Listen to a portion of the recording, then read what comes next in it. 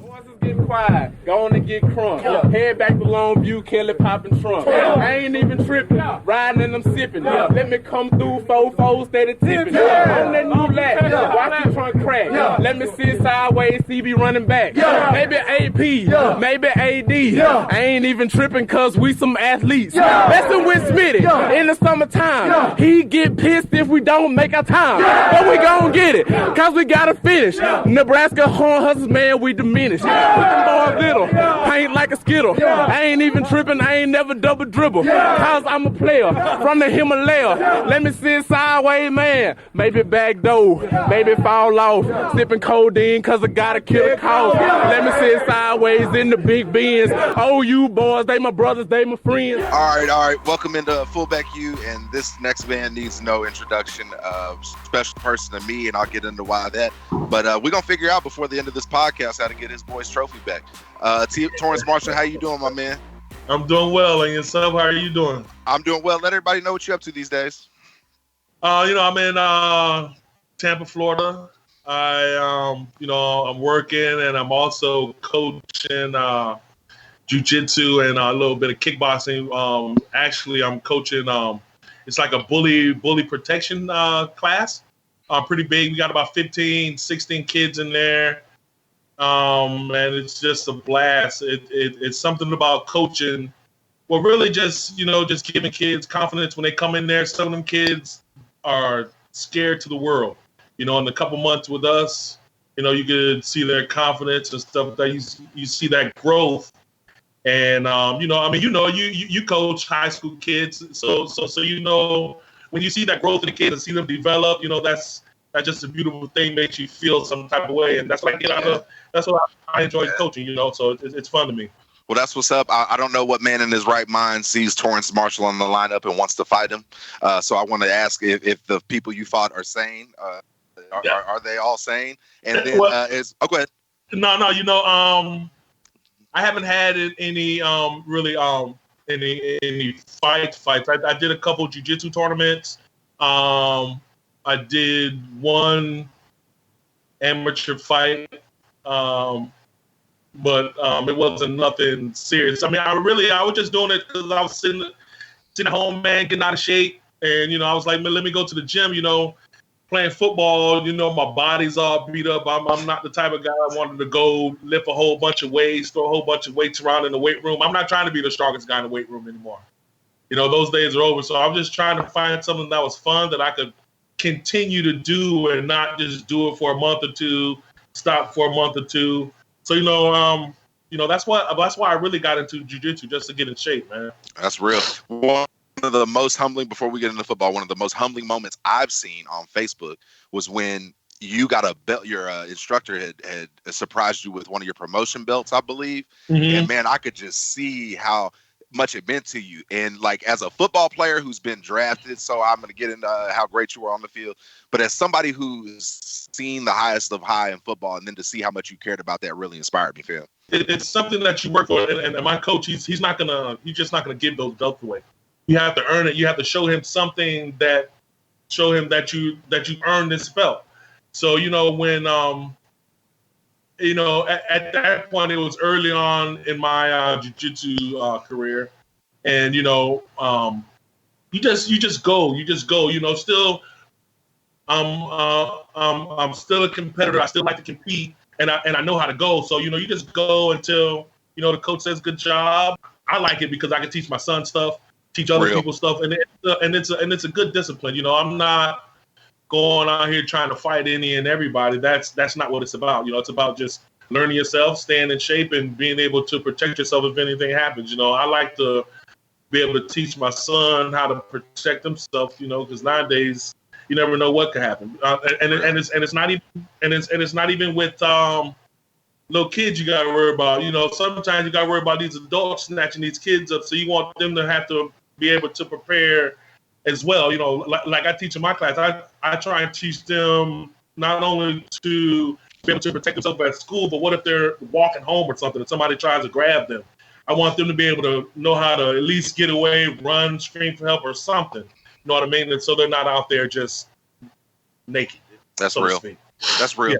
Yeah. We got to get into football. It's the OU football podcast. You got legendary stories. Yeah. How the hell do you get from Florida to OU, T. Marsh? How does it happen, man? Did BV was it him? Was it somebody else? I went the junior college route. Coming out of high school, my grades were, well, it really wasn't my grades, so to speak. You know, I had a pretty decent grade point average, but my that test score really screwed me up. So I had to go the junior college route, and then it was actually Coach Mangino is the one who found me. Yeah. I spoke to, matter of fact, I spoke to Coach Mangino a couple months ago, man. He's up here in Fort Myers every once in a while. Yeah. He's on Twitter. So he's the one that actually found me. He called you like the tornado or something like that, or something tornado. Yeah. That's what he called me. He's the one that came up with the tornado thing. So yeah, you know, Coach Mangino's the one that actually was the one that. Well, he didn't even find me really. It was a guy that I knew. I went home to finish school. This guy Nic Harris, he passed away. Bless his soul. He knew Coach Mangino, and he was like, "Hey man, I got this guy. He's real good. I think you should come take a look at him." And Coach Mangino didn't believe him. This is what he's telling me, Coach Mangino. He's like, I didn't believe him. The next thing you know, I see the film, and I'm like, yeah. Then he showed Coach Venables, and it was all she wrote, man. I ended up, I was supposed to go with them to Kansas State, but I ended up going with them when they all transferred to OU. It was crazy.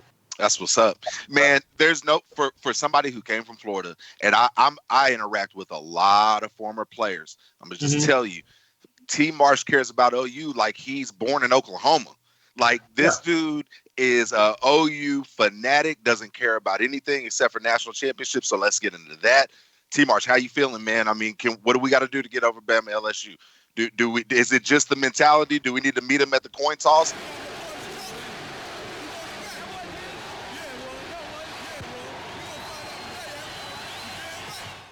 Do we just got to scare the shit out of them as a talent? Let me know. No. I mean, I think we're there. I just think that we just need to sew up some loose ends. You know, I mean, we're closer than we are far away. I'll put it that way. It's not about just going out there playing. It's just what are you doing when you play? Are we going to be able to not only hang with these boys but dominate them? And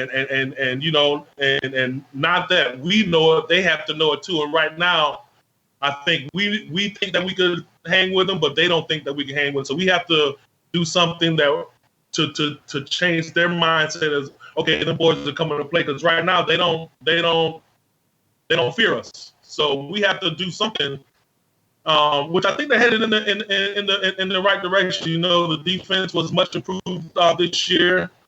They're bringing in some dogs. So that's what we need. I think I think we got away from getting those. I'm not gonna say I'll say real hungry. When I mean hungry, dude, like the stomach touching their back hungry players. Not the guys that's worried about how many stars they come in, how many Twitter followers they got. That don't play. That don't win you no football games. I don't care how many Twitter followers you got. Facebook. I'm not even on half that stuff. So I don't even. It doesn't. That doesn't do anybody any good. So I think they're getting back to getting the type of guys that come to OU that know what they're coming there for, and that's to win championships and to win. So it's not about how many Twitter follow, how many Instagram likes I got, do it for the gram. It's not about that. It's about if you could come in here and do what you're supposed to do, lead this program into where it's supposed to be. You mentioned you're in Florida. You're a Florida guy. Everybody brings up the SEC, Georgia, the state of Georgia that's in surplus. What Clemson is doing. Is the answer down southeast, T. Marsh? What's the high school football like down there? Is there some D tackles that we need to holler at? Let me know. There's going to be players everywhere. Oklahoma doesn't fall short of getting good players. It's just that once they're there, what are they going to do with it? A lot of people try to make it, the coach this, coach that, but sometimes it's the players that got to put their mindset and say, we're going to do this way, and we're going to hold everybody to the line, and we're going to do it. So I think that's where we are at as a program. It's right, like the coaching staff is good, the strength and conditioning. We have everything in place. Now we just need the players to buy into the situation and do everything that they have to do to win championships. Because that's what it's about. I mean, if you're coming there just to say I went to OU, then you're going to the wrong place. You should come there to get an education and to win national championships. Anything short of that is just you're not reaching the goal. Speaking of natties, let's go to 2000, man. I wrote y'all off. I ain't gonna lie, T. Marshall. I grew up, man. I was, OU wasn't that good. Okay, OU wasn't that good early 90s, man. Florida State was the squad, fam. You had Nebraska, you had that. I mean, so I'm like, you guys come in, Texas, they ain't gonna beat them. K-State, they can't beat them. Nebraska, surely they can't beat them. The A&M, that ain't gonna beat A&M. Man, the A&M, we got to talk about we had Bubba Birchall. Did you think you was going to beat A&M, T. Marshall? And how big do you still get chills thinking about that? Listen, okay, so I have to tell you this. So to me, A&M is always going to be special because when I first got there, my first year, which was 99, they was always talking about at Texas A&M, they beat us real bad. They got this dude over there, Jamal Toombs, and he just going to boom, boom, boom. So off the top, I was already I knew who they were, right? So it comes down to 99. We whooped them pretty bad at home. So I knew leading up to the game what was coming up. Their record was their record, but they were thinking about last year how we handled them at home. So I knew they were going to come out on all cylinders. They tried to break the record with the crowd and all that. So, I mean, we knew it was going to get the off fight. And I tell you what, at no point in that game that I didn't think we were going to be able to win. I don't know. I think that's just how Smitty had us built from the time we lost in Shreveport in 99, from the time until that whole next year. I think they worked on our confidence to where that we ran a lot, we lifted a lot. So when we went into the fourth quarter or something like that, we knew we weren't going to be tired. We knew we were going to be stronger than them. So that wasn't even on our mind. So we wasn't going to lose because we're tired. You're going to have to whoop us. And at that point in time, we had the mindset it's going to take God to come down there and beat us, and he's going to have a hard time. So, the A&M game, I did not think that at any point we were going to lose. I was confident that the offense was going to do it. And then when we seen that they were going to have some struggle in the fourth quarter, we're like, all right, defense, somebody's going to have to make a play. We always say somebody's going to have to make a play. The play don't have nobody's name on it. Somebody's making. And then fortunately for me, we were practicing on that play that I got the interception on all week. And unfortunately for me, I read it right. I got the interception and was able to preserve our season. And then, that was all she wrote. Everybody wants to talk about that play, but that whole year there was guys a lot of plays. You know what I mean? JT's return at K-State, the Nebraska, the Wolf Oaks catch at Nebraska. I feel like changed the whole game. That changed the momentum of the game when he caught that. And that just, everybody pulled their weight that year. It just so happens, I was fortunate enough to do it in some big moments and that helped us win. But for the most part, everybody pulled their own weight, man. And everybody, I just love that team, man. Because, if you put us all together in a room right now, it would be like we just left practice and we're all just out there talking. Yep. That's just the type of brotherhood that we had, that we still have. We could go back. I'm pretty sure I'll see those guys again the next couple of years with a reunion or something. We'll just get back to kicking in and talking like we just finished talking yesterday. 20-year reunion this year. You know what I'm saying? Yeah. So there it is. So I mentioned, Florida State, man, the U, the swagger. Everybody had that in the early 90s, man. It was Miami, Florida State. Wide right, this, wide right. Well, I'm thinking, even without Snoop Menace, surely these Florida State boys gonna handle up. But I see at the coin toss, I'm like the swaggers with the guy in red. What's this guy doing in the red, punking the quarterback? Are these dudes going mentally hit? Are they ready to go, T. Morris? Was that improv? Or did you just do that? Was it just emotion? Did you have it planned? Let me know. No, I didn't. I really didn't have it planned, but to me, and a lot of players on our team thought at the time that like everybody was just so disrespectful to us. Everybody was so disrespectful. Even getting down there, leading up to the time that we got to Miami, everybody, it was either we shouldn't be there, we don't deserve to be there, we ain't play nobody. Yeah, they're undefeated, but okay, that's fine. But how come we're undefeated? Why do we have to explain to you guys why we have to be there? So that already had us ticked off. And then to me, when we went down there, we you get a couple days to hang out. So I'm from there. So I'm showing everybody, this is a good spot to go. You can hang out over here. Don't go over there. This and that. So we see a couple Florida State guys coming down the street. This is on South Beach. We see them dudes coming down the street, Ocean Ave. I'm looking at them. They're looking at me. I'm thinking it's gonna be, what it is. Wherever you guys want to take it, I'm ready. We could do it. And it just the way they looked at us, sizing us up, looking us up and down, like it was just so good. And then it just, I tell you what, and then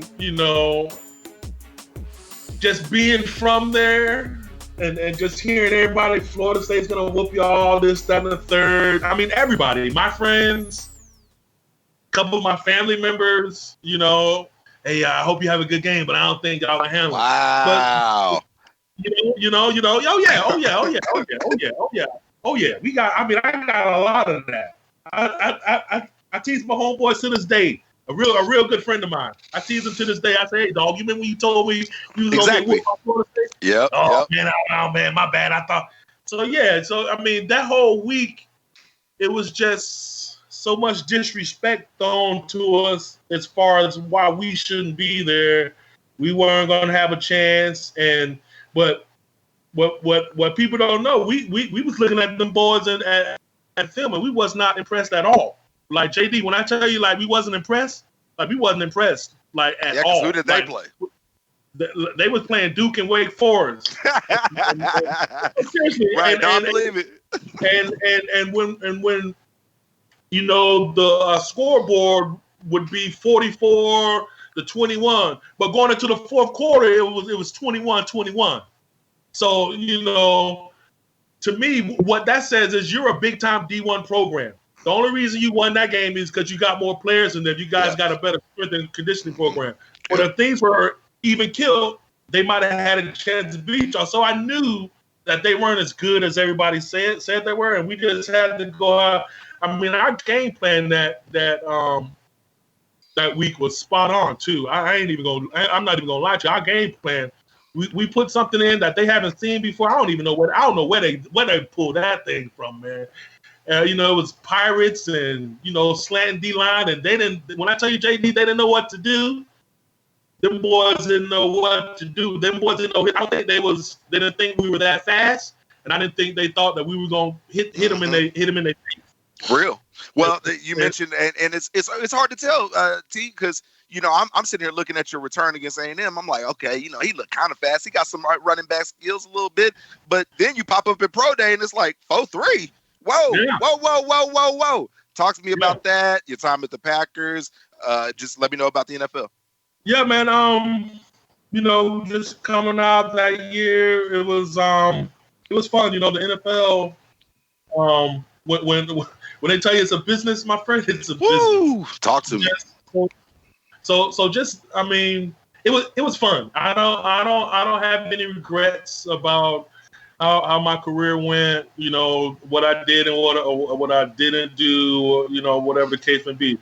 I made it. I played a few games. You know, sometimes that's just the way the ball bounces. Sometimes you get an opportunity, sometimes you don't. I got an opportunity to play for the Packers, and that was it. You know, it was fun. I met a lot of good people, and you know that was my career. You know, it was fun. It was fun. A few more questions. I'll let you go. I know you're busy, man. You gotta. I want to hear about. Tell me about your family, man. I see the pictures of your beautiful kids. So just tell me how they do. Yeah, you know, my son. Well, when I was at OU, you know, my son Dominique and Tamara, they're all older now. Hell, Dominique just got married. A couple days ago. Him and his wife. You know, he's having a baby, so I'm gonna be a grandfather here. That's what's up. Congrats. In the next 7 months. Yeah. You don't look like a grandpa, T. Marsh. Don't worry. I don't feel like. Well, hell, okay, good. Like one. Okay. Say, yeah. Blame it on football. But yeah, you know, everybody's doing good, man. You know, I got a little boy named TJ. He was just in here a little bit ago, trying to get him to play some football, but he don't want to play. He wants to be a swimmer. So I tell him, you could do that. You know, if you don't want to play football, I'm not gonna make my kids try to do anything that they want to do. It's especially football. That ain't. You know, you already know. You know, so. But you know, life is good, man. Just hanging out, working, coaching. You know, family's doing good. Everybody's healthy. Just waiting on this quarantine stuff to you know, pass over. You know, just hoping everybody, you know, stay safe and do what, you know, as long as everybody does what they're supposed to do, we'll be fine. You know, and you know, if they don't, they don't. You know, I'm not going out telling people what they shouldn't be doing. You either know what you should be doing or you shouldn't. Real. And if you know, you choose what you want to choose to do, and that's that. My family and I, we chose to stay inside and quarantine, and not to go too many places, but the grocery store, and that's about it. And you know, that's all I'm doing right now, man. Just waiting on everything to come back. You know, a lot of video games, man. A lot of video games. That's what's up. I'm getting right in that MMA. So 2 more, and I'm gonna combine them so you can think about the second one. So we can. Yeah. I want to hear about the effect that Coach Venables had on your career, and then we got to end it with a funny Schmitty story, man. You got to let me know so you can think on that one. But just let me know why you think of that. Just what BV means to you. You know, Coach Venables, man. He's a real genuine good guy. Like he don't care about like people all the coach. He don't care about if you play football or not. Sometimes that might not be true, but with Coach Runnels, he really cares about your well-being, your family, you know, how you're doing, you know, things like that. What he meant to me was he was always on me about doing the right thing. You know, just always doing the right thing. Because I used to miss class a lot. Just the workouts, man. You sleep. Yeah, I get it. The bed's too comfortable. Getting the workout, you know. And then I was like, you know. But you know, hey, T, you ain't go to class. Listen. Then he just broke it down. He said, "Listen, man, you got, you know, family. It's not only you. You got your family and stuff that you need to be worrying about and things like that. So I'm always going to remember him for always trying to steer me in the right direction. Not only for my sake, but for my family's sake. You know, he was always asking me about how, you know, Dominique and Tamara was doing, how my wife at the time was doing. So he's a real good dude, man. I'm happy for all his success that he's having. I'm not surprised at all. Because even when he was all that stuff was going down, you know, Coach Venables is a fighter, man. He's a fighter. He's not going to lay down and just accept defeat. He's going to go out and try and find a way to get it done. And I'm just happy that he was able to get his legs up under him and then, you know, do his thing. Because man, they balling right now. You got to tip your hat to them. You know, real. They're balling, and to me, they're the team to beat. And you know, so but we coming for his ass. We coming for him. He knows. He knows that. So you know, every year I tell them about we coming. We gonna be there. So you know, I think once you know that now that we got a couple guys getting getting drafted, with the name popping up all over Murray and the D lineman. I forgot his name. Gallimore, yeah. Yeah. I was gonna call him Gilmore, but I know it's Gallimore. Yeah. So once those guys' faces popping up, it makes recruits think, okay, I could get there from there, And so I think that'll be a good thing. And as far as Coach Smitty, man. Coach Smitty did a whole bunch of crazy stuff, but I won't say. I'll say Coach Smitty. I'll never forget, man. We were doing these workouts and stuff, man, and you could be half dead.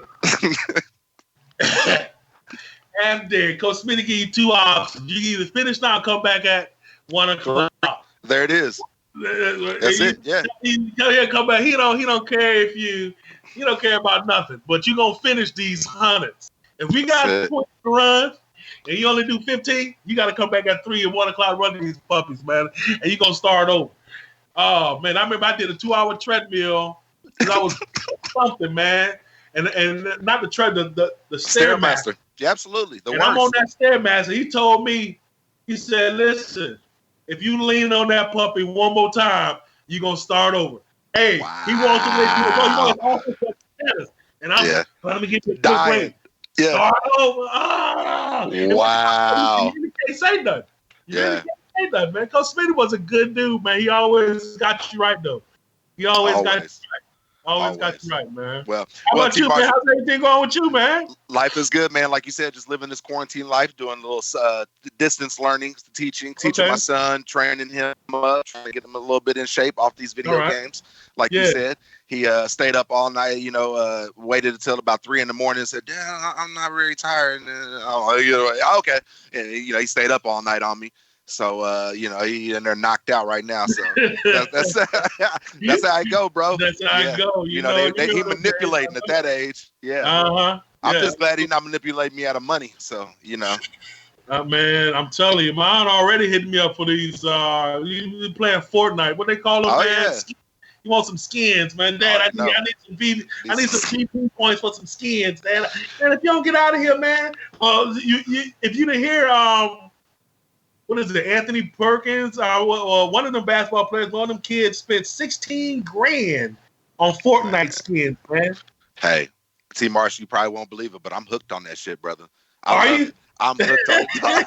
Goddamn, I hate it. Bro, I just finished the game. I took second. Mad as shit. It's still bothering me. Yeah. Man, my son loves Fortnite, man. That's all he wants to talk about. Battle Royale. Now they get a Battle Royale. I'm like, real. All right. It's real. Yeah, it's real. I'm going to have to check it out. I love the strategy. To me, it's so much like football because as an offensive player, you constantly have defense chasing you. And that's the storm of the other people. So the storm of other people just fucking chasing you. There's no better feeling, T. Marsh. You may remember this as an offensive player in high school. There's no better feeling than running in that end zone, feeling the defense chase after you. Yeah. You know what I'm saying? There's no better feeling. You had that feeling against A&M shit. Did you score any other touchdowns in college? No, man. That was it, man. That was it. Damn. What a one to go. It was a good one. That's a good one. It was a good one. I actually, and I mean this as an ending because I actually had committed to A&M. Shit, that was my only scholarship out of high school. And, really? I'm sitting around waiting, and finally OU came around real late, and it was, T. Marsh, you laugh, man, and I bring up this for I got a Mike Allstott signed picture right up there. I loved Florida sports growing up, man. You guys changed it, man. For an Oklahoma kid, dog, winning that game changed everything. The attention people got, the online pub. You mentioned some of these shit. Now I want to go be an OU foot. If I get the OU offer, I'm going there. I got my OU offer, T. Marsh. I called A&M that same night. Called Bob the next day. Yeah. And all I had to do was wait till A&M answered the phone, brother. That's you know what I'm saying? But you guys did that, man. So I can honestly say it would not. They recruited me to be Jamar Toombs. You're talking to the next Jamar Toombs. Had you guys probably not won that jump, really? Wanted to go ain't that something, man? Wow. Small world, crazy, ain't it? But I'm glad, man. I'm glad you guys installed that toughness. I'm glad you guys went through what you went through with Schmitty. there were so many lessons that we always heard about T. Marsh and Rocky and, just the guys that were in the linebacker. Dude, I'm going to end it with this, T. Marsh. There were certain people that couldn't play at OU because of how good our linebackers were. Oh, yeah. Oh, yeah. If you weren't tough enough to play at OU, if you weren't tough enough to battle our linebackers all day, you're not going to be tough enough to play. You know what I like about it, like the dudes that came through after I left, they continue to get better. Because I remember Teddy was a freshman when his first year. Now I tell you what, Teddy's seen a lot how we roll, and I think Teddy took that and he played that same way. And he put that fire into the next guys. So I'm just glad some of that stuff that we were able to do rubbed off and was able to sustain for a while. So now we, as a program, we just got to get those same type of dudes back in there, put that same type of energy back in there, so it could sustain, so we get that thing going back again. Hey. And they're in the right direction. So hopefully, the next couple of years we could get something going.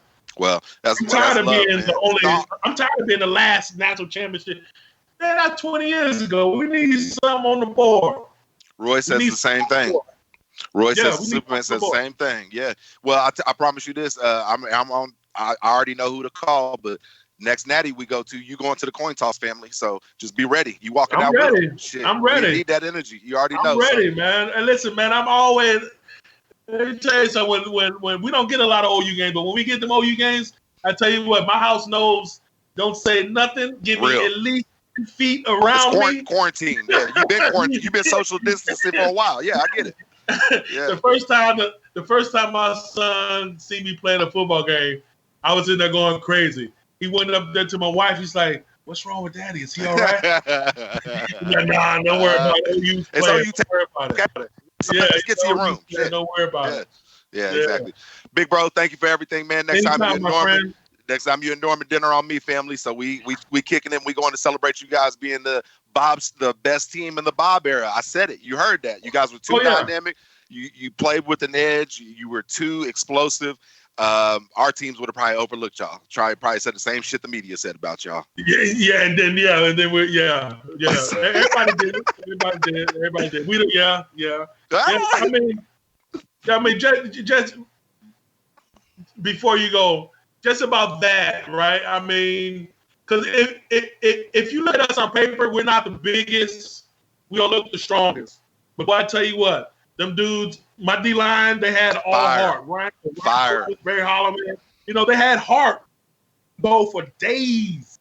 Linebackers. We had Rocky, Roger Steffen. And, you had JT back there, Ante Jones, Michael Thompson. All them dudes, Brandon Moore. All those guys, man. BP. He didn't play a lot, but I tell you what, BP always had us right. BP had us right, man. BP had us right. So everybody had a role to play.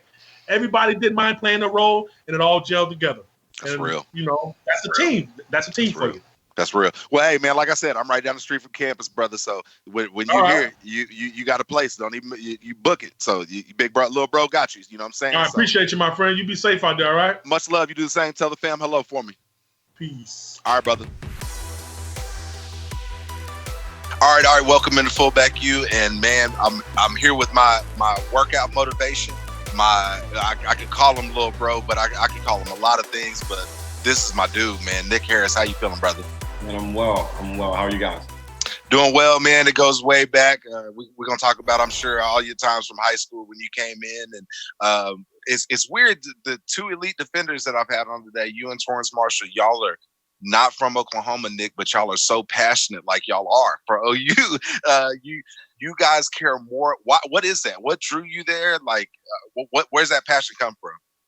I guess the passion comes from me is the love that was shown while I was there. And it really doesn't go unnoticed. I had, upon even signing my national letter of intent, I had a long talk with my godmother, and she was, I was kind of conflicted, like, should I stay in state, or because I'm originally from Louisiana, and she was like, in the most layman terms ever, she was like, they already love you here. Why wouldn't you go somewhere else and make them love you too? So it was all about the love for me. That's what's up. You know, when we saw you, man, we like, dude, this kid comes in, he's 6'3" in high school. We like muscled up. He comes in, we're like, who is this JUCO kid? You know? And everybody's like, nah, man, that's the safety from such and such. Well, and you mentioned it. Why turn down LSU? Why what drew you to us? I'm sure, you know, us playing in every natty and that whole deal, but just talk about your recruiting and everything. Man, the recruitment process was crazy for me. It was literally like a whirlwind. I missed pretty much my senior year because I was, you know, at the time it was like 119th Division I university. So my adopted mom was the guidance counselor. You know, the whole blindside story, but ours is a little bit better, a lot better in my opinion. And she pretty much set up the scheduling for all the coaches to come into Central Louisiana, the revitalization of like Central Louisiana. And it was just wild. Coaches were in like every day. And I'm getting called down to the office, Nic Harris come down, Nic Harris come down, Nic Harris come down. I mean, you know. And my top 5 ended up being Texas A&M, Nebraska, LSU, OU, and Michigan. And before I came in, and OU came late. They didn't offer until the U of H game. That was 2004, the U of H game. That was the one where Brodney got the interception. Looked like he was flying. I don't know if you remember. Of course I remember that. So they brought me in, and the crazy part about it is they were down recruiting. Bo Pelini was down recruiting South Louisiana. They were recruiting, I think, the quarterback, something like that. And the story that I was told was like, yeah, we were down here recruiting somebody else. And they're like, hey, have you heard about that kid up north? And they were like, what kid? And they're like, this is a 6'3" safety in Central. Yeah. Yeah, you ain't got to hear much after that. Yeah. Yeah. So at the time, I wasn't offered. But you know, just of the story is why I left. Whenever I came out LSU, that was the year that Coach Saban went to the Dolphins, and so they had a vacancy. Even though coming off a national championship year, I was like, I don't want to go to a school that doesn't have a coach. That's not it. So I gave a soft verbal to Michigan.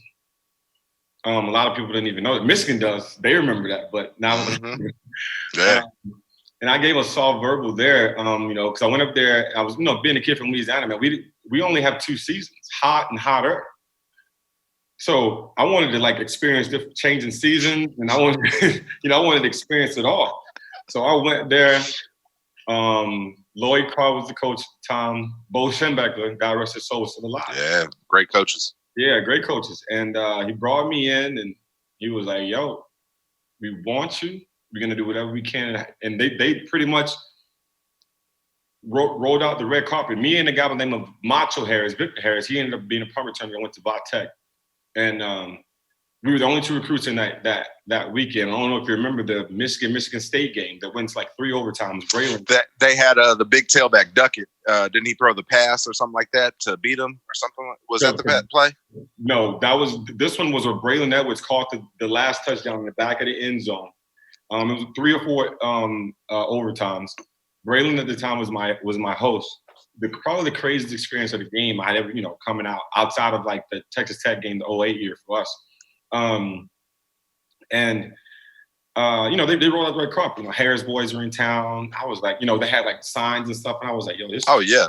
Yeah, I was like, yo, this is wild. Yeah. But I was like, you know, we had been there for so long because it was like warm, and then I was like, yo, it's a little cold. It's a little cold. A lot cold. Yeah, a lot colder. Yeah, it's a little absolutely. Cold. But ultimately, what ended up happening is my grandmother, the lady who raised me, the architect of my success, ended up getting terminally ill. And so I was like, I got to be closer to home. So I had already outed A&M. I think that was the year you guys beat them 77-0. And I was like, yeah I'm good. And then I was like, Nebraska's like, they're sponsored by Adidas. I can't do that. And yeah. On everything. I love it. On everything. That's real. That's real. That's real. And I was like, LSU doesn't have a coach. And I was like, and Michigan, I was like, this is just too far. I can't. So I was like, it's a 7.5 hour drive from Alexandria, Louisiana to home. And I said, let's go. So crazy story. What really drove it home was they came in, Bobby Jack, Bo, and Bobby, Coach Stoops. They ended up coming. We hosted dinner at the house. They flew in, and they flew in the day after the Big 12 championship game. The day after, I think you guys had just lost to K-State, but still went to the Natty. Right. Came in. We had dinner. It was dope. They spent like maybe 4 hours with the fam. A bunch of my teammates from high school. They were like, "Yo, what? We see this guy on sidelines on Saturday. Like, what? It's crazy, And then they left.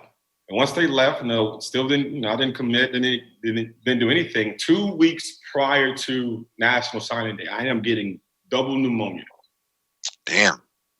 I got double pneumonia, man, lost like 20 pounds. It was wild. They quarantined me. They thought I had meningitis.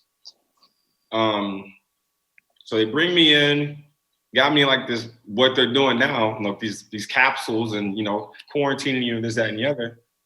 And I'm like in and out of consciousness. I wake up, guess who's at the bedside? Coach Stoops. I said, that's what? real. I said, what? They were like, yeah, just wanted to let you know that we really care. We're here. And I was like, yo, what? I had no idea. They didn't know, no fair warning whatsoever. So crazy part about it is I got up, me and my mom, signing day, had on an amazing blue tie, the white polo, Nick stays clean to everybody. I'll get into all that. Don't worry. I got you. Don't worry. But keep going. And so, because everybody had heard about the South Verbal. And, I give up the story, and I jumped, we were driving, and I talked to my mom, like, yo, you ready to go to Norman? And she was like, huh? I was like, yeah. I was like, I woke up. I'm like, we're going to Norman. She was like, listen, whatever you want to do as long as you're happy. And the rest is history. Yeah, that's real. Talk about your freshman year, man. I know you had just so much fun in the dorm. Just some of y'all's class just had some straight clowns in it. No. Did y'all not? No. Really? Man, listen, we came, first off, we was going to leave. All right, me and John Cooper, we was going to Colorado State. True story. Okay. Because then they told us, I was like, listen, first I came in, I was like, yeah, man, I came in with the high, man, I'm Nick. Everybody's highly touted from wherever. I was like, listen, I don't want a roommate. I was like, I don't want a roommate. I was like, I don't want to come in. I was like, I don't want to come in until July. And they were like, yeah, whatever. Just sign your letter of intent. They were like, yeah, you can do whatever. Just sign. Exactly. Anything you want. Yeah, just sign your letter of intent. And I was like, listen, I want to have like a summer. It's like my last summer, I'm gonna be free.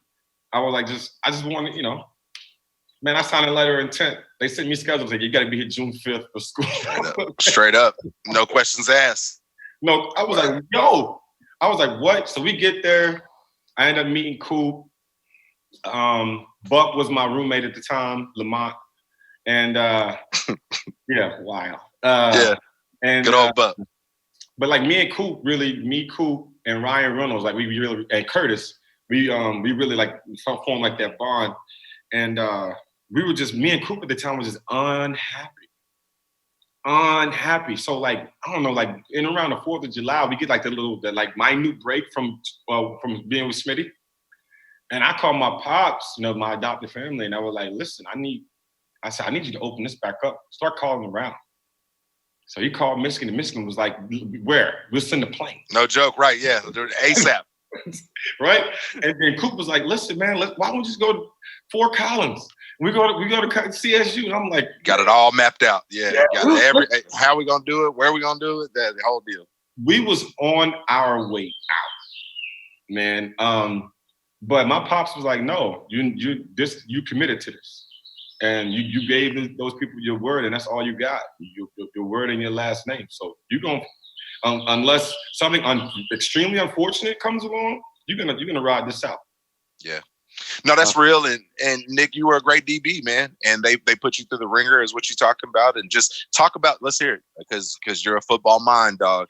And talk to me, a young DB, a guy who signed D1. You've heard about what it's going to take his freshman year. What does it take, Nick, after you take that next step to become a great player as a DB? It takes for you to be thrust into the limelight. And you got to first off, you got to have somebody believe in you. Secondarily, you got to believe in yourself. And And yeah, they put me through the ringer because like they were like, yeah, you're gonna play strong, then you're gonna play free, then you're gonna play the nickel, then you're gonna play Mike, and then you're gonna play corner. You're gonna put you back here with Juwan rank, and you're gonna, we're gonna practice returning kicks. And I was like, yo, I was like, relax. So like a bunch of, I think, and I was thinking about this before we even got on. I said there were 3 defining moments for me that really defined like who I was as a player at the time. First and foremost, BV was he was like so grandiose. So my first couple of years was playing not to mess up. I wasn't playing 100, like trying to get, I was just playing like, I'm gonna make the play. I'm gonna get him down. Listen, live to fight another down, So that's pretty much where I was, because like after everything, he was like, yeah. And I'm like, listen, I'm just trying to learn what this crossfire mean. I don't even know. They moving in front of me. I'm like, listen, I'm just trying to get it. So my first learning curve was, we were in fall camp, and I think it was the first practice. And Bobby was like, yeah, we going live. I said, excuse me, so what? Yep. We've been here 2 days. I was like, that's it. Don't matter. Clackety clack. I was like, whoa, excuse me, one more time. Come again. And they were like, yeah, we going live to the ground. I was like, God. So they put me in, and I don't know if you remember by the name TK, Tony K. Oh, yeah. 31. Put me back there with him. Because Rodney had left and D Nic had left, so there was opening for all they knew was me, Keenan, and Reggie. We was on their heels. Listen, we signed these 3 guys, play DB. Everybody else in front of y'all better, whatever. It is what it is. So they put me back there. I think we was running with the 2s, and me and TK, and zone play or whatever. I think I whiffed completely, just whiffed. I think it was like Goop. I whipped on like Goop. Goop put his foot in the ground and like went north-south. And I'm tough. Yeah, tough. I'm just over here. And TK came, picked me up and said, man, listen, big dog, they brought you here, but not for that. Yeah, straight up. And what was the other 2? Was that all 3? Well, that was the first moment. Second moment was I'm growing into myself, all right, bet. I know it. I know this in and out because BV has made me go to the linebacker meetings and the safety meetings. Now, mind you, I'm not a linebacker, but he did it. I thank him because by the time I got to my junior and senior year, whenever me and Curtis were making the calls in the back end, we knew where people were supposed to be.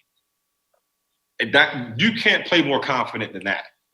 Wasn't a call you didn't know, wasn't an offense you didn't know, wasn't a set that they could surprise you with. I knew if a safety messed up, I needed to abort. If I look down and I see 2 safeties down and we're supposed to be in a single high, I got to get out of there. You know what I mean? Like, we'll talk about it later, but we're not going to have fireworks. No chance. So the second was, I was like, yeah, I'm good. Well, first off, the most humbling moment for me was whenever that Texas year with VY and that year.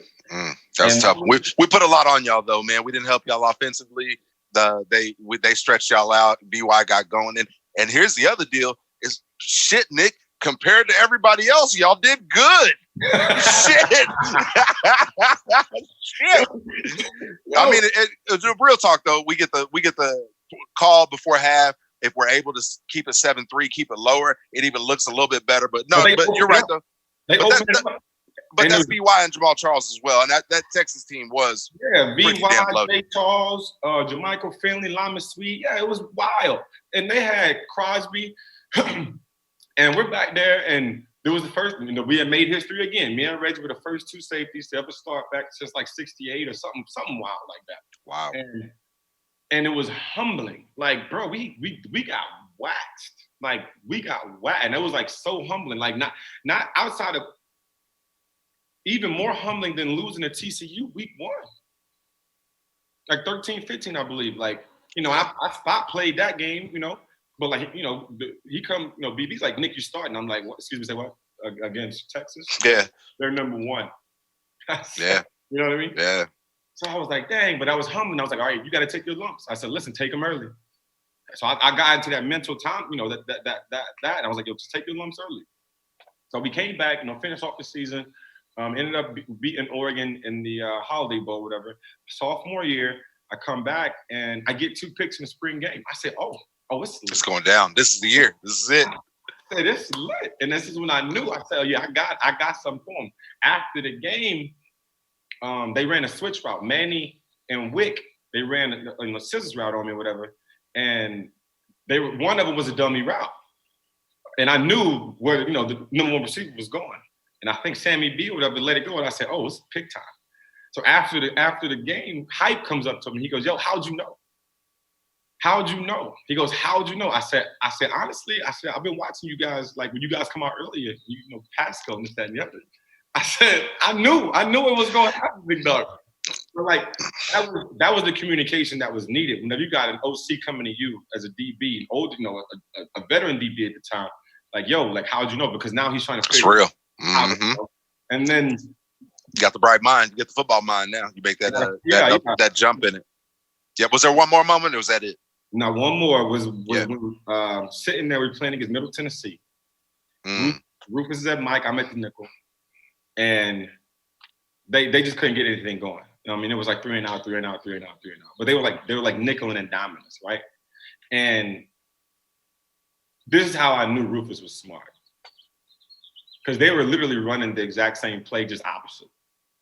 You know what I mean? They would just put, two wide outs to the field, just saying, right. I had to travel to the string. And they had just ran one play. I had no idea that he had knew what was going on. That's how fast ahead, so much ahead. Mm-hmm. And the very next play, I missed it. They catch it in the flats, whatever. I make the tackle, this, that, and the other. They didn't run into the boundary. Rufus looked at me, he goes, Nick, they running the same thing. Go get it. They running the same thing. I'm like, what? It's moving fast. How BV is. BV y'all lined up. BV give us the play, and we're scrambling. So I'm trying to get the luck right. And sure as shit, they ran the exact same play. Sticks, bang, pick 6, it's gone. And I was like, yo. And then he comes to me, he was like, yo, man, he said, you want to be remembered for the plays that you make or the plays that you don't? Yeah. That's real, man. I talked about how much Rufus made me a better player on scout team, and there was a few casts. You talked about yourself. You mentioned Keenan Clayton, dude, Ryan Reynolds. Those are some young kids that we really had to. I mean, y'all really pushed us, man. Y'all really pushed cats that ended up becoming NFL MVPs and shit. You know what I'm saying? You know what I'm saying? So I want to get your thoughts. Legendary game against you guys, or not against you guys, but for you guys against Florida, man. Defensively, I mean, hey, championship game. I thought y'all guys did enough to win. They made just a couple more plays here or there. You get again, Nick. Probably look at the offense, bro. I mean, we didn't come through like we needed to. Obviously, didn't have DeMarco probably being a big key, but just let me know how you feel about that game. I know it hurts. And I feel personally, I think I played personally, exceptional, but I definitely wanted to come out with a win. I mean, not being able to score on the 1-3 times, and we're running zone plays and not going downhill. They're quicker than us. They're beating us to the edge. I'm not love my coaches to death, and I'm not saying what to do. But in hindsight, like, what are we doing? And the demographic of that game changes if we go into halftime 21-0. I get a pick, GK get a pick, we don't score. So we're doing what we need to do, and we're playing with the first Mike Balogun. Never started, never played. And he's the Mike in the national championship game. So we're trying to fill guys in and make it happen. And and at the end of the day, it's just like one of those deals that I wish. That's one game that I wish I had, because I knew it ain't no more rehearsals after this. Yeah. For me, I knew what it was. Yeah. And it was fun. Go ahead. I was going to say, man, you mentioned just some of the dude. You get 2 picks in a natty, you should win that game. You get 2 picks in a natty, you should win that game, dog. I mean, you should convert some of those, but that's just part of it, man. Great teams convert on those things. I want to get your thoughts, man, and I want to commend you. There's a few people, and y'all both went to Carolina. You and Zach Sanchez made more friends in the NFL than anybody I know, fam. Like anybody. I'm talking like cats that I would run into. They'd be like, "Oh yeah, I played with." I'm like, "What?" Oh man. Talk about what that was like, your NFL experience, just some of you. I mean, I know you cool with T.O. Hell, anytime you tweet him, he tweets you back in 2 minutes. So Just talk about some of your friendships you got. Yeah, man. T.O., Marshawn, Merriman. The list is endless. This is one of those deals that you come in or whatever, and it's like everybody's fighting. The draft process for me was like, I came in and they were like, "Oh, well, you're a tweener. We don't, you're too big to play safety and too small to play this." And they try to put these labels on you, and I'm like, "Listen, I just want to provide for my family. Like, throw me out there." Yeah, just a little. I said, "You won't win. You won't win." I said, "Tape don't lie." I said, "You could do these measurables and say I ran this, I jumped that, I long jumped. That's fine. Put on that game tape." That's real. Yeah, put the game. I'm not saying I'm better than nobody, but I'm gonna let you know that I put on the game tape. That's it. That's all I got to. Do you want player, or you want to protect your job as a GM, or because you drafted a guy based on numbers? That's why a lot of people don't understand. Well, how did this guy slip to the 7th round? Or how did this guy go undrafted? Because he may have this or this, that, and the other. And the GM want to keep his job, but based on the numbers. That's how you got to quantify it. Well, why didn't he? Why was he a bust? Well, he threw this, he ran this, he was the best at that. So it's all a business. But for me, the process, man, it was dope. Getting drafted at Buffalo. Oh man, I love the people, but kid from Louisiana, never seen snow. Different. It was rough. Listen, my first time it snowed, they had to come get me. Coach Jerron, Dick Jerron was my head coach, and they, I didn't show up practice. I was like, I don't know how to drive in this. Me and Roscoe Parrish, they had to come get me. Were you the only Oklahoma guy up there? Yeah, because Bassie had left. Bassie was there for a slight minute, but he had left, and we were 2 Southern guys, whatever. Me and Sco.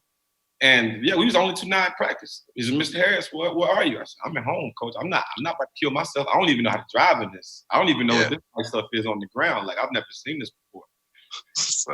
That's hilarious. That's hilarious. Talk about Carolina, man. Were you out there with Rivera at that time? Yeah, I'm so sure I came Peppers.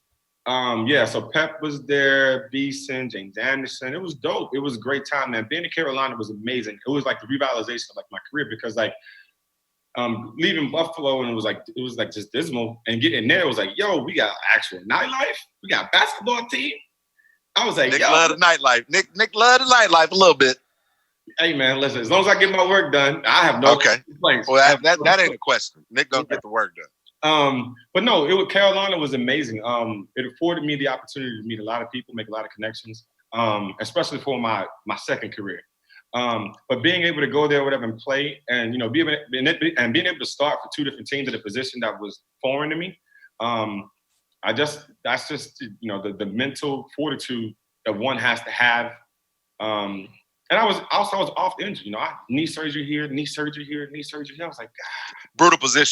Brutal position. I don't want to hear it. Safety is one of the most brutal positions in all of football. Yeah, it was, and I was like, man, I just want to be healthy. Like, I was literally playing off of like athletic ability alone. Like, I didn't have off season to actually train. I was always rehabbing, And a lot of people don't understand the difference. Like, because once the lights go off on Sundays, once the light goes off on Sundays, you don't see us unless it's something bad, domestic violence or DUI or just that. Real.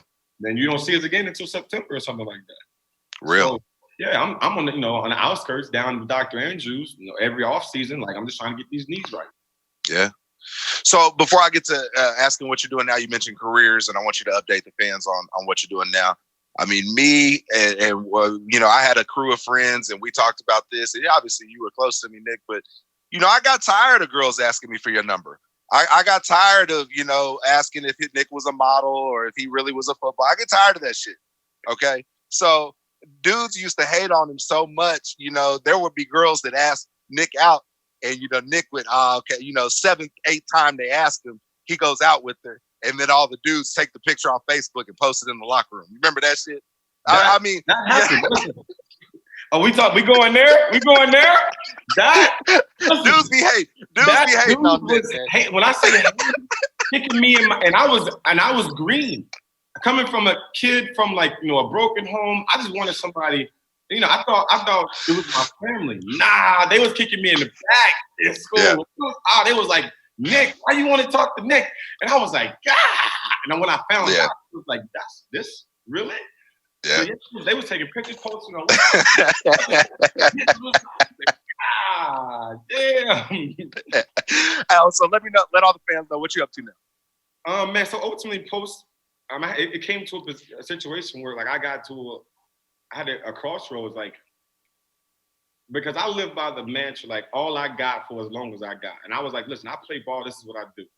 But I also, like, are you stupid or are you crazy? You know what I mean? You gotta have that talk with yourself. And I was going for broke, you know, paying for surgeries and like trying to make myself be the best version of me. And I was like, I'm a shell of my former self. And I was like, I gotta hang it up. I went through like maybe, you know, 9 to 12 months stint of like being depressed. Like, what am I gonna do? Like, I got my degree. Yeah, I got my master's. I was like, but what? I was like, what am I play ball, man. This is what I do. I play ball. So I rehabbed or whatever, gave it a shot, came back and did the pro day again. Thought I did well. Got no calls. I was like, I bet, that's it. I'm done. I gave him my all. Literally after that, I got a phone call. And they were like, hey, listen, man, we're shooting this movie up in Buffalo, New York, and Toronto. Do you want to, it's choreographed football. And I said, excuse me, I said, what? I had no idea what it was. I didn't even know about that, you know? And I didn't know that you could make lucrative amounts of money. Good to know. Good to know. Shit, I'm over here working on, I'm just doing mine in the backyard for free. Listen, I had no idea. And they feed you and fly That's you what's out. up. That's what's up. So, no, I ended up shooting, that movie ended up being with Terrence Howard, Sanaa Lathan, Morris Chestnut. The first movie I ever did was Best Man Holiday.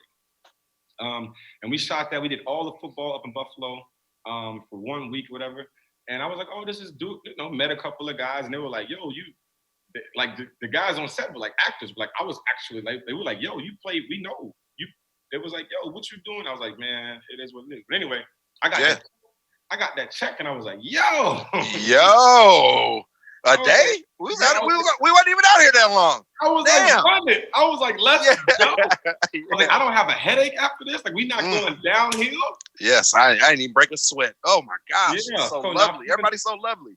Yeah, so I fell into that. I did that. So currently acting, that's one of, you know, living in Los Angeles, man, you got to have multiple streams of income. So acting is my bread and butter.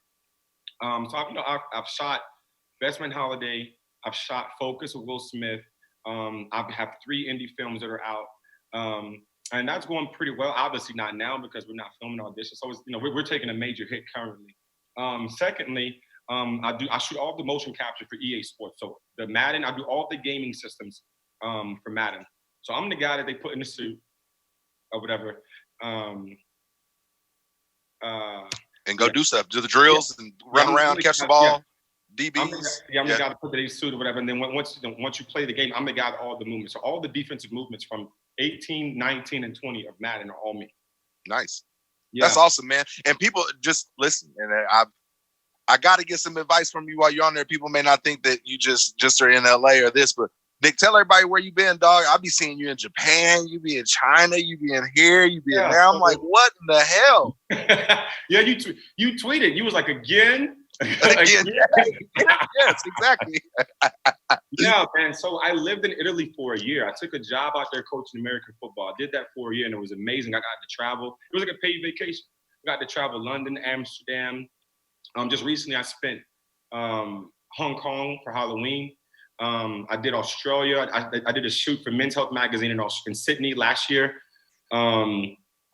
I went down to Brazil, helped coach American football down in Brazil, and we shoot all the EA stuff up in Vancouver. So yeah, I mean, just literally just traveling, living out of my suitcase, and it's dope. I've got a good gig. Extremely grateful for my team, the people that are around me, and people always want to help someone who's trying to help themselves. You know. That's real. We're running close to the Zoom limit, so let me finish it off with some current OUT football, man. I know I hate that the Bayou Bengals got us this year. I know you hated it more than anybody. What do we got to do to get back on top, Nick? In my opinion, I think that I can't speak offensively. Defensively, we got to start recruiting a couple of guys who have like charges, like some felonies.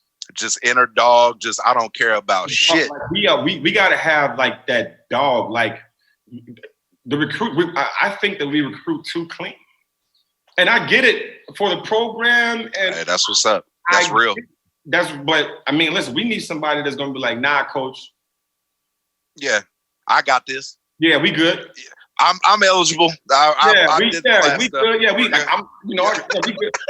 I don't. Hey, man, I advocate for get all your academic criteria. Right. Yeah. I did all that. I'm ready for football. Where to fight at? Yeah, let's play ball. Like once you step in between those white lines, you can legally beat a man up. Yep. And that's what those guys from LSU did to us, man. It's unfortunate, but there's not a lot of guys. So yeah, they beat everybody. They beat everybody. No, you're right. But my deal, Nick, is everybody getting put through the ringer the same way Nic Harris did? You know, is everybody being ready to be an elite DB, or are they being thrown out there early and just like, hey, figure the shit out? I can't speak on that because I'm not there every day. What I can speak on is like ultimately I do know what it takes. I guess we were the last team to play for the Natty. You got to ball out every game. Every game. And it's not only the team. You got to feed off the fans. You got to get it done, and it happens Sunday through Friday. Yeah, that's where it's really done. Saturday, listen, that's the show. Yeah, but Sunday through Fridays, you got to get it in. You know what I mean? Like you got to get the film study. You know, you got to make sure that you understand where you're supposed to be when you're supposed to be. And I'm not even saying the crazy part about it is like. Defensively, from what I've watched, it's not that they haven't even been at the spots. They're just not making tackles. You gotta be physical. You're not running your feet. You're not like, and I get it. Also, the new rules, that targeting, bruh. I couldn't play. I will say that. In today's game, I couldn't play. Right. But no, I'm with you. I mean, some of the other teams, man, LSU, Bama, Georgia, those cats, when they get to them, man, they bringing them down. They bring and it's everybody. They bring them. They like I don't. Again, that's why I'm like, my pop's like, yo, you want to call? I'm like, nah, I don't want to coach. Because the way I look at it is like from what I've seen, and I saw it in the Ohio State game when we lost at home. I was like, a lot of the kids, man, much rather look good than play good. I stood right by you the whole game. I was, shit was, it is what it is, man. And again, Nick, everybody should be put through the ringer the same way we were, dog. Yeah, everybody should have those thoughts of, is this shit for me? Because this is OU. Yeah, the hours on the Stairmaster, you gotta see Dusty throw up on the football, Remy not making the laps, people trying to dive across. That's what it is. I don't know. I'm not there to see it, but what I know is it ain't like when we was there. I can without even having to see it. That's real. Hey man, all love you, bro. We're gonna put some great workout videos. I'm gonna just tell you, there's nobody out there. They model you for a reason, man, because your ass can work like there's nobody's business, bro. Some of them workouts just keep inspiring me, man, and I'm gonna show everything to JD3. So Uncle Nick just keep showing him the way so we can get him up to Fullback U. For sure, man. I'll do my absolute best, man. I got for as long as I got it, for sure. Yes, sir. Man, take care out there, man, and stay safe. And we're gonna have to do this again, bro. For sure. Let me know. Anytime. For sure, brother. Appreciate you. All right, boomer. Yes, sir. Welcome back to Fullback U. I am Brad Reed, joined by JD Runnels. And last week on the pod, we started a countdown that I had been compiling of some of your, best football moments. And I had you commenting along as we went. I'll recap real quick. At number 10, it was you had blocked on a Kewan Jones Alabama touchdown. Yep. That was number 10. Number 9 was the state. You caught a touchdown in the state championship game. No doubt. Number 8 was your NFL touchdown, your first NFL touchdown, right? Yep. First and only, 1 for 1. Number 7, Bowling Green. You were out there busting heads. No doubt. Knocked the guy's helmet off. Right off. The guillotine. And you had mentioned that you had this was some payback. Was there a specific incident? There was a play. It was an earlier play. I just tried to cut block him, and he almost kind of kneed me. But no harm, no foul. Right, I won that battle. Yeah. And then number 6 was the Douglas touchdown. Yeah, man. Crazy game. You had me all in my feelings. All right. Let's go ahead and we'll start this week. We're going number 5 to number 1. All right. So number 5, this is a huge moment, I assume. you got to start in the NFL for Sunday Night Football. Come on, man. Get to say J.D. Runnels, the University of Oklahoma. Yeah. Oh, yeah, dude. Oh, my gosh. Yeah, there was a rare moment for me. I actually didn't, quote-unquote, start the game, but I think they thought we were starting a 2-back set, so they put me up as the starter. I was listed as the starter, whatever you want to say. Long story short, I got to play our starting fullback, Jason McKee, who's going to be joining us sometime, who just got a high school job up in Illinois. Great dude. He sprained his ankle, and so they were resting him for the playoffs, so I got to play. Little did I know, I played really, really well, probably about 20 snaps.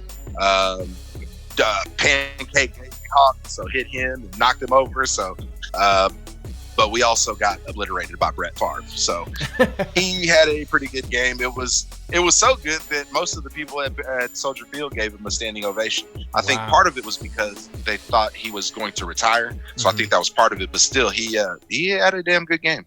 He didn't end up retiring, right? He didn't. No, he went and played for like 75 more teams. Yeah. So, all right. No. At number 4, we've got, this was a moment from your senior year at OU as a Sooner. Oh yeah. A catch against Oklahoma State in Bedlam. Yeah, my brother-in-law, DC, said, you got to show the scouts your speed, man. And I ended up winning the Don Key Award. Just what a special day, Brad. Just get to be in front of 85, 90,000 people with my family, being recognized as one of the senior captain leader, whatever you want to call it. Special moment. We run a little bootleg. Rhett Bomar hits me in the flat. I stiff arm a guy. I'm juking. I cut him across the field. And pretty sure it was my childhood teammate from Little Donovan Woods tackles me, or I was on my way to a touchdown in section 38. Number 38 was headed to 38. I was probably going to throw the ball in the stands. Donovan ruined the moment for some kid. That's awesome. What was that like? Oklahoma State. Did you really get up for that game every year? I mean, yeah, and that game too. That was AD. I also had 2 blocks in that game where AD scored 2 80-yard touchdowns, so that was awesome. But yeah, man, I mean, we knew it was a rivalry, and most of the guys we weren't going to lose. Senior day type games, homecoming moments. We weren't going to lose those. I guess this is a shot, but whatever. It seems like I only hear sports guys that are on, the radio, whatnot, that didn't play, that call it, that say, oh no, it's not a rivalry. The people that do play end up like, there's something to that.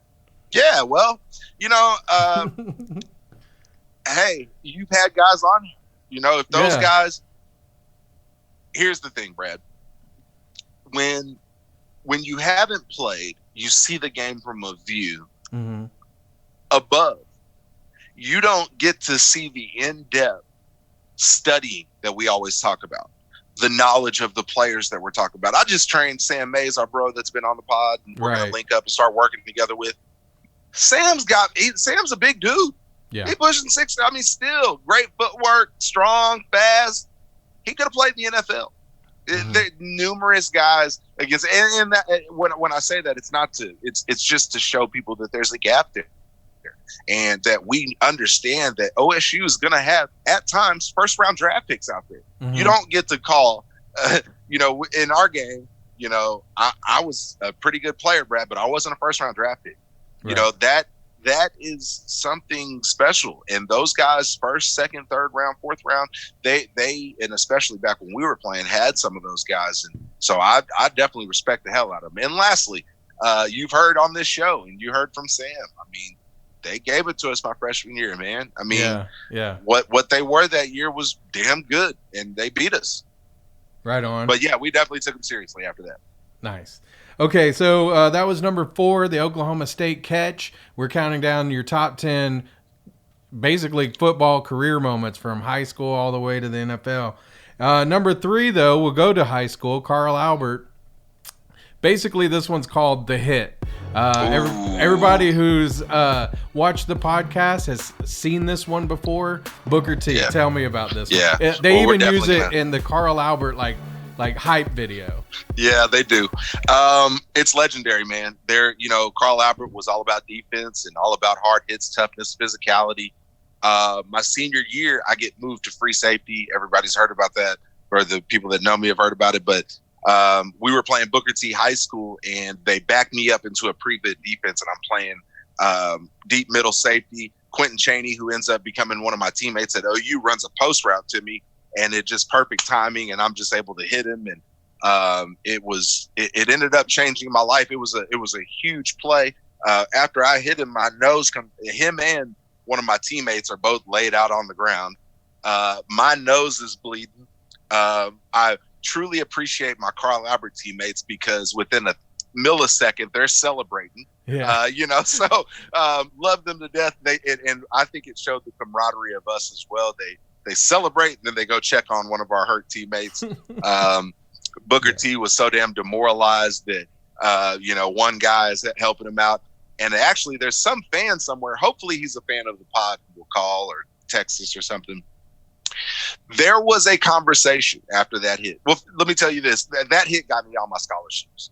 You heard Bubba Burcham on the last pod, Brad, talk about when he was in the meeting room with Bob Stoops. Bob about jumped out of his chair.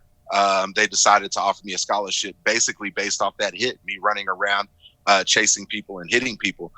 But there was a fan, as we were leaving the field, who told me, next to my coach, Coach Rollins is my witness, who's been on the pod, 85, I'm calling the cops on you. For what? Assault with a deadly weapon. You tried to kill that kid. I'm like, dude, I was just playing football. But he literally said he was going to call the cops on me. JD, the deadly weapon Runnels. That's what they should have called you. Why do people think I'm so violent? Why do people think I'm so angry? I'm just here, man. I was just playing football. I got up. I would have helped the guy up. Yeah. Was that like, playing Booker T? Did you want to get a big play in like that? Or was that just every game you were trying to? Well, that game, Brad, I actually had, we had a hit board. Mm-hmm. And if you hit somebody really hard, you got a big hit, and you would get your name up on the board. And we were pretty tough to get big hits. Yeah. It was like the most I had gotten in a game was like 2 before that. But, bro, I had 6 against Booker T. And everybody, it was just see Runnels. And then it was the hit, It was, I think they would give like the situation or something like time or wherever it happened. So if you ever had any question about if it was a big hit or not, you could go back to which hit it was. Right. And then you'd always, hey, coach, what about my pick? Nope, wasn't hard enough. We were out there. It was so I didn't plan on it. I can't even lie and say that, but it was a play that happened, man. I don't know. It was really, I look back at it like a play of destiny, just because I had worked so hard. I think I was just a tough enough player. I was put in a genius situation by Coach Rose. Mm-hmm. My teammates put me in a great position where we're up 30 something. And they tried this play out, and it ends up I almost quit, Brad. I was so mad when me and Lenny, I went home, and when they moved me to free safety, I felt like I got my spot took. Right. And, it ends up me putting my ego to the side and doing what's best for the team. And it ends up just working out. And, I think lastly on that story, the hit happens, but I didn't get my scholarships for another month. Just because, we didn't have, if we had social media, Brad, there would have been a lot more teams that would have offered. Just off that and that game film, there would have been a lot more teams. I stopped my recruiting early. Coach Rose called in Mike Gundy, Cale Gundy, and Bill Snyder's staff. The 2 of them offered within a day. Kansas State was supposed to offer the following day. But I shut my recruiting down. But if OU is going to offer you off of a game, I would imagine a lot of other people would. Right. Absolutely. Well, so that one was in high school. Our number 2 moment, and this, I've got questions here about this one. Okay. Getting drafted into the NFL. Oh, man. That's got to be, that's why I put that at number 2. That's got to be a huge moment. Yeah. So was there, when you were getting drafted, did you have an inkling as who was going to draft you? And also my second follow-up question is, would there have been a preferred team, and would there have been a team that I don't want to go there? I did not know where I was going to go. Mm-hmm. my preferred team. If it wasn't the Bears, I would have wanted to go to the Indianapolis Colts because I would have wanted to be with Peyton Manning, fullback's a special position, or the Patriots, because I would have wanted to get with an experienced quarterback, been in the offense with an experienced quarterback. And no offense to Rex Grossman, he was still learning and things like that. I probably wouldn't have wanted to go to Tampa Bay at that time just because they weren't that good. My favorite team just hadn't been that good except for 1 year, 2002. Right. So, yeah, Jacksonville probably wouldn't have been a great place to go back then. They weren't very good. The Seahawks were kind of up and down. My rookie year, they were good, and then they kind of fell off. There's the Texans weren't really that good. There was just a few teams that, I'm glad I didn't go there. Yeah. Any that you would have just flat out said, nah, I'll just go to a different league or something. No, right. Not at all. Right. Not at all. They could have had me in Buffalo, brother. Yeah. And I would have been collecting checks in the snow.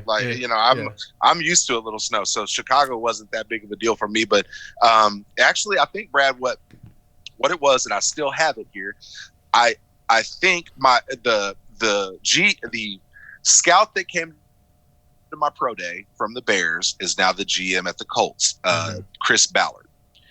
There was like the director of player personnel or scouting director. Greg Gabriel is he's works with an XFL team. Okay. And then there was Jerry Angelo, my GM. I went on 4 pre-draft visits. I talked to you guys about Minnesota with Rufus in the last pod. I went to Cincinnati, who had my tight ends coach, Jonathan Hayes, there, who's an XFL coach for Kansas City.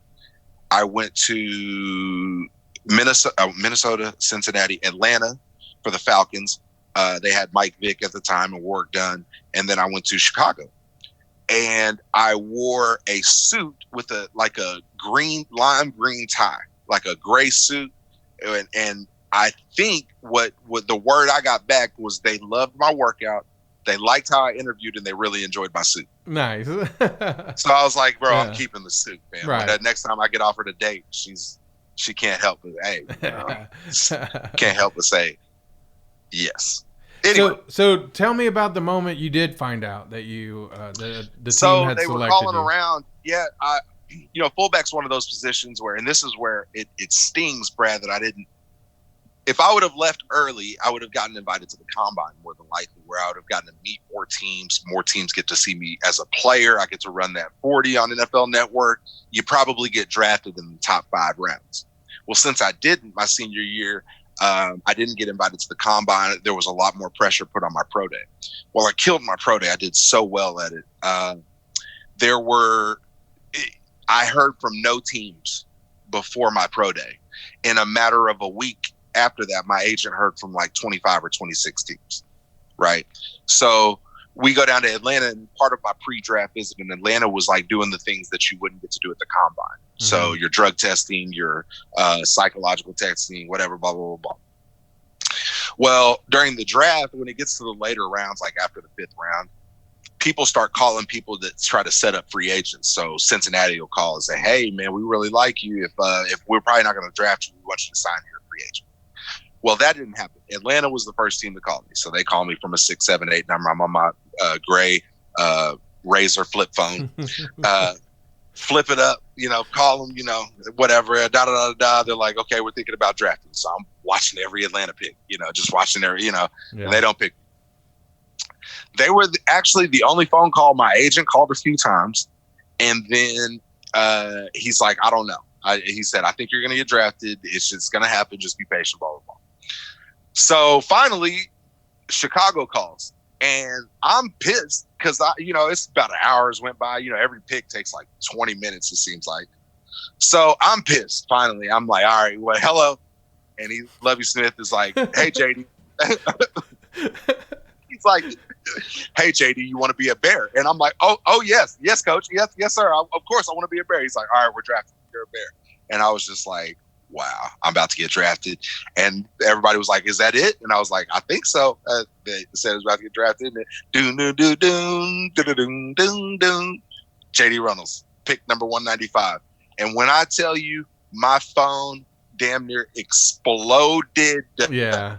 Everybody was calling me, fam. I had people I had talked to in years, didn't know I had my number. I just finally had to set the shit down, and I'm because you're trying to talk to your agent, and it's zzz, zzz, zzz, right. You can't even coach. I'll call you back. Okay, zzz, zzz, I mean, it's just so much going on. Finally, you put your phone down, you just hug all your family and everybody. Just surreal moment. Only player from my high school, as much as we talk about Carl Albert, as much tradition, love that place to death. Myself and Mike Gaddis, man, the only draft picks there. Means a lot to me. It's just and that no stat, Brad, probably puts it more in perspective than that. It's me and Uncle Mike. Right. Think of all the players that have come through fucking Carl Albert that are, way better athletes than me. And didn't make it or didn't get drafted, or, just some of the things that I had to overcome, my mother's death, just all those things, making it through college when I probably wasn't as smart as I should have been, taking class off, like T-Marsh said. Yeah. There were a lot of reasons. And like I said, man, that stat really, really hits it close to home. Well, that brings us to our number one moment. I'm sure that you probably, if I had consulted you, you might have told me some other moments, right? But right. I got with the friends and the family, and we came up with a list.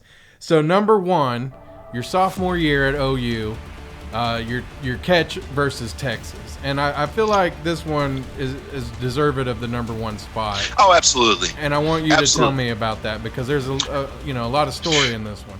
Man, we just a lot that year. There was the Texas game. Just to me, kind of shows who you are. Mm-hmm.